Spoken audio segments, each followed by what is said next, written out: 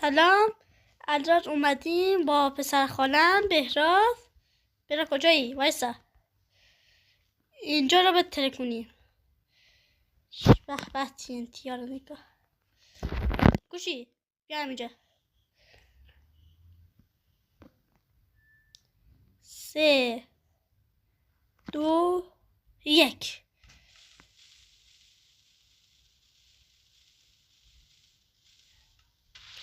لک شدم.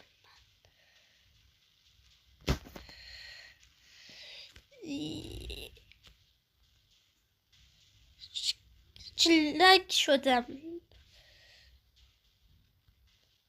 چیکار کنم؟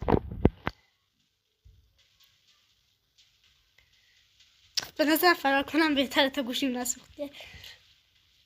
کجایی برای تو فرار کردی؟ نامرد فرار نکن.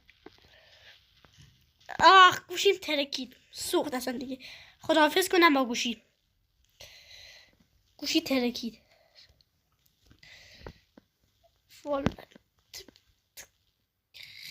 خیلی چطوری این رو نشون بده؟ چی شد؟ کلش نابود شد. من فرار کنم فقط فرار. نفهم اصلا دارم چی کار میکنم.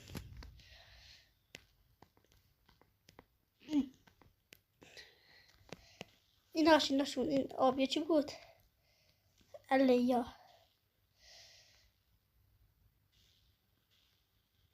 علیه‌شون رو ببینیم تا وقتی این TNT ها میترکن. علیه‌اش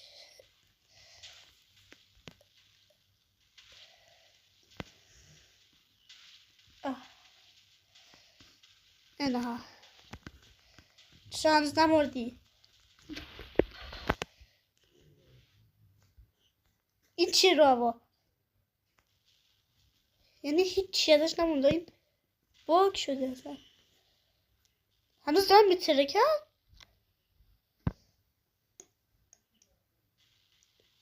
اصلا از این کارا نکنی که گوشی تا الان